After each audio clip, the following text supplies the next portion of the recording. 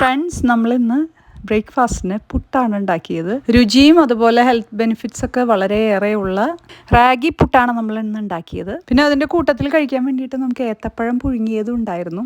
ഇവിടെ ഇന്ന് ഏത്തപ്പഴം കിട്ടിയാലും നമുക്ക് എപ്പോഴും പുഴുങ്ങി കഴിക്കാൻ ഇവിടെ എല്ലാവർക്കും നല്ല ഇഷ്ടമാണ്. അത് ഇഷ്ടമില്ലാത്തവരാരും ഉണ്ടാവില്ല. പിന്നെ നമുക്ക് നല്ലൊരു ചായയൊക്കെ ഉണ്ടെങ്കിൽ തന്നെ നമ്മുടെ ബ്രേക്ക്ഫാസ്റ്റ് കംപ്ലീറ്റ് ആയി. അങ്ങനെ നമ്മൾ കംപ്ലീറ്റ് ബ്രേക്ക്ഫാസ്റ്റ് ആണെന്ന് കഴിച്ചത്. വളരെ tasty and healthy and very happy.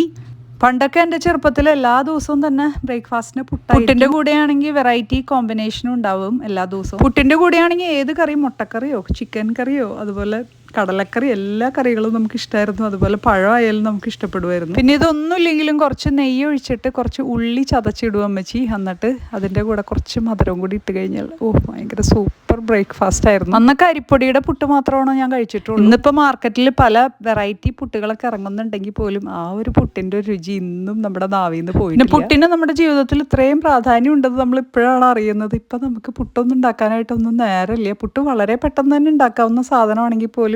അതുപോലെ ക്രഷ്ഡ് കോക്കനട്ട് നമുക്ക് എപ്പോഴും മാർക്കറ്റിൽ അവൈലബിൾ ആയതുകൊണ്ട് തന്നെ നമുക്ക് തേങ്ങയൊന്നും ചിരണ്ടേണ്ട ആവശ്യമില്ലാത്തതുകൊണ്ട് തന്നെ വളരെ പെട്ടെന്ന് തന്നെ പുട്ട് നമുക്ക് ഉണ്ടാക്കാം. പിന്നെ അന്നത്തെ രുചി പുട്ടിന് കിട്ടാത്തത് ചിലപ്പോൾ നമ്മുടെ ഫ്രഷ് കോക്കനട്ട് ഇടുന്നത് കൊണ്ടും, ഫ്രഷ് കോക്കനട്ട് വീട്ടിൽ തന്നെ പൊടിച്ചുണ്ടാക്കുന്ന അരിപ്പൊടിയുടെ ആ രുചിയും എല്ലാം കൂടി കൂടുമ്പോൾ ഉള്ള ഒരു പ്രത്യേക ടേസ്റ്റ് ആയിരുന്നത് കൊണ്ട് ആയിരിക്കാം മേ ബി. പിന്നെ എല്ലാറ്റിലും ഉപരി ചെറുപ്പത്തിലെ നമ്മുടെ ചൈൽഡ്ഹുഡ് ഡേയ്സിലെ എല്ലാ ഫുഡിനും പ്രത്യേക രുചിയായിരുന്നല്ലോ. പ്രത്യേകിച്ച് അമ്മമാരുണ്ടാക്കുന്ന ഫുഡിന് പ്രത്യേക രുചിയാണ്. അങ്ങനെ നമ്മൾ ഫുഡൊക്കെ കഴിച്ചു കഴിഞ്ഞിട്ട് നമ്മൾ നമ്മുടെ ഫ്രണ്ടിൻ്റെ വീട്ടിൽ പോയപ്പോഴാണ് അവിടെ ഇങ്ങനെ പൂക്കളും ചെടികളും എല്ലാം പൂത്തുലഞ്ഞു നിൽക്കുന്ന കാഴ്ച. എന്തായാലും ഇങ്ങനെയുള്ള കാഴ്ചകൾ നമുക്ക് നയന മനോഹരമാണ്. അതുപോലെ ഇതൊരു പോസിറ്റീവ് വൈബാണ്. ഇത് സമ്മറിൽ മാത്രമേ നമുക്ക് ഇത്രയ്ക്ക് മനോഹര കാഴ്ചകൾ ഇവിടെ കാണാൻ പറ്റൂ. ഈ സൺലൈറ്റ് നമുക്ക് തരുന്ന ഒരു പോസിറ്റീവ് എനർജി, അതുപോലെ സന്തോഷം, അത് വളരെ വലുതാണ്. എനിക്ക് തോന്നുന്ന വൈറ്റമിൻ ഡിയേക്കാളും ഈ സൂര്യപ്രകാശത്തെക്കാളും അതുപോലെ ഈ പൂക്കളെക്കാളും ഒക്കെ നമുക്ക് ഒരുപാട് നന്ദി പറയേണ്ടത് നമ്മുടെ ദൈവത്തോടാണ്. ദൈവം എത്ര ഭംഗിയായിട്ടാണ് അതുപോലെ എത്ര ബാലൻസിങ് ആയിട്ടാണ് ലോകവും അതിലുള്ള സകലതും സൃഷ്ടിച്ചത്. നമ്മളങ്ങനെ മിറാക്കിൾ ഗ്രോയുടെ ഓർഗാനിക് ഫെർട്ടിലൈസേഴ്സ് നമ്മൾ വാങ്ങിച്ചു. അത് നമ്മൾ ഓരോ ചെടികൾക്കും കുറച്ചേശ്ശെ